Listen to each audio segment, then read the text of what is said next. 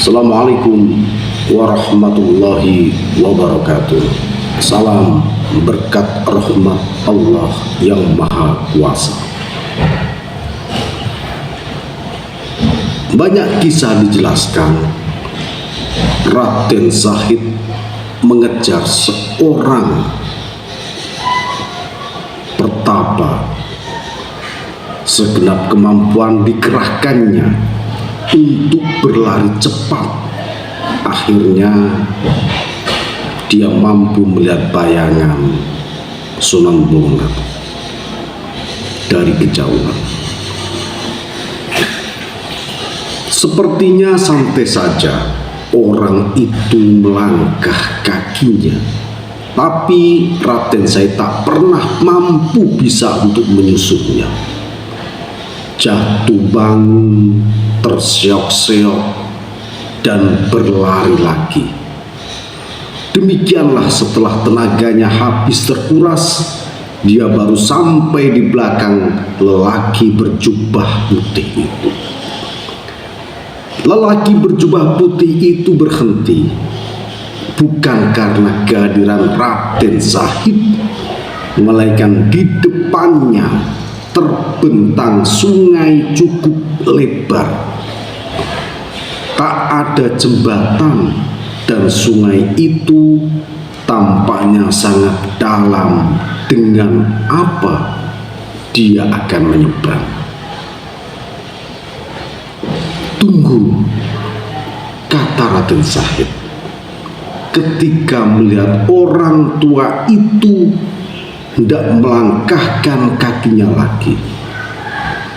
Sudikah kiranya Tuan menerima saya sebagai murid? Itu pintanya.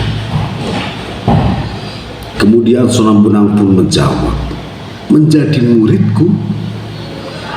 Tanya Sunan Bonang sembari menoleh. Mau belajar apa? Kemudian Sunan Kalijaga menjawab, apa saja asal Tuan menerima saya sebagai murid. Sunan Bonang pun menjawab, benar. Benar itu berat sekali anak muda. Bersediakah engkau menerima syarat-syaratnya? Kemudian Sunan Kalijaga pun bersedia. Lelaki itu kemudian menancapkan tongkatnya di tepi sungai.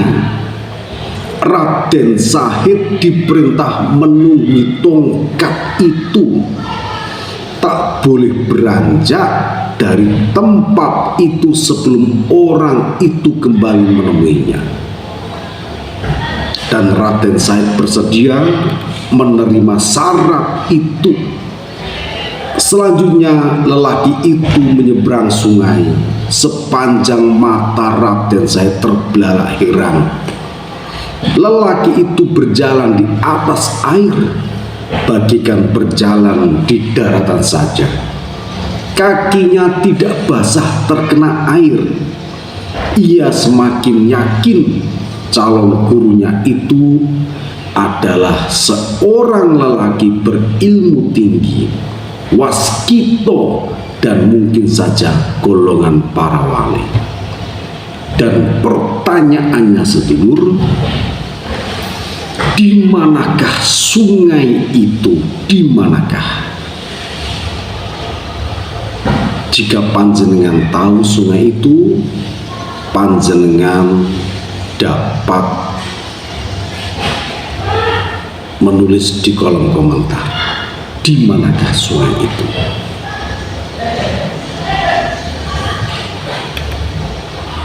Setelah lelaki tua itu hilang dari pandangan Raden Syahid, kemudian Raden Syahid duduk bersila. Dia teringat suatu kisah ajaib yang dibacanya di dalam Al-Quran, yaitu kisah Ashabul Kahfi. Maka ia segera berdoa kepada Tuhan supaya ditidurkan seperti para pemuda di gua kafir ratusan tahun yang silam. Doanya pun dikabulkan. Raden Said tertidur dalam semedinya selama 3 tahun. Akar dan rembutan telah merambati tubuhnya dan hampir menutupi sebagian besar anggota tubuhnya. Setelah 3 tahun, lelaki berjubah putih itu datang menemui Raden Said, tetapi Raden Said tak bisa dibangunkan.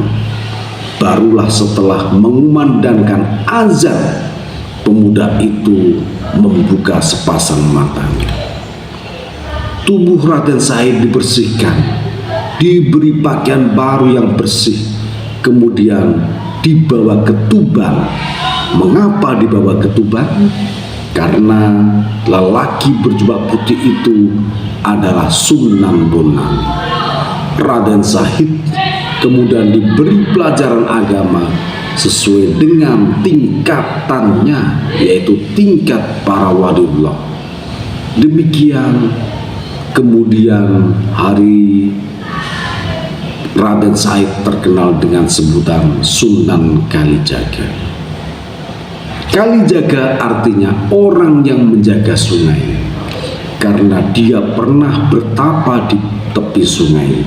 Ada yang mengartikan Sunan Kalijaga adalah penjaga aliran kepercayaan yang hidup pada masa itu.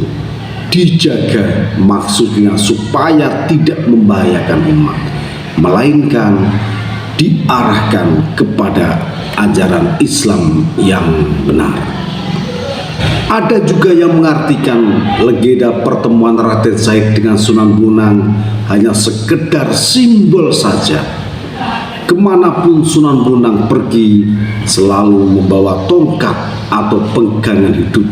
Itu artinya Sunan Bonang selalu membawa agama, membawa iman sebagai petunjuk jalan kehidupan. Raden Said kemudian disuruh menunggui tongkat atau agama di tepi sungai. Itu artinya Raden Said diperintah untuk terjun ke dalam kancah masyarakat Jawa yang banyak mempunyai aliran kepercayaan dan masih berpegang pada agama lama, yaitu Hindu dan Buddha. Sunan Bonang mampu berjalan di atas air sungai tanpa amblas ke dalam sungai, bahkan tidak karena percikan air sungai.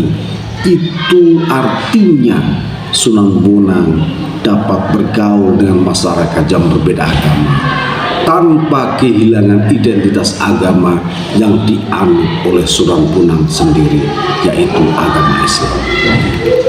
Sedulur Afik yang dimuliakan Allah, itu adalah kisah yang disampaikan oleh orang-orang lain, yang disampaikan oleh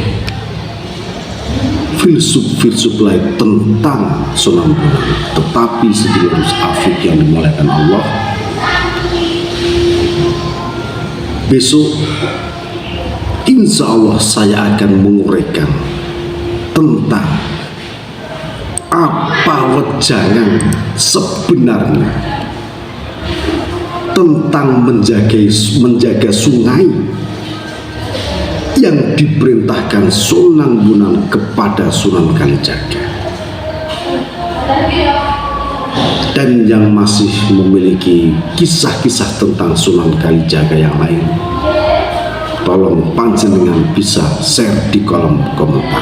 Semoga dengan banyak kisah yang kalian sampaikan kepada masyarakat akan membawa hikmah yang besar untuk Indonesia Raya ini. Semoga Allah Subhanahu wa taala meridhai kita semua. Assalamualaikum warahmatullahi wabarakatuh.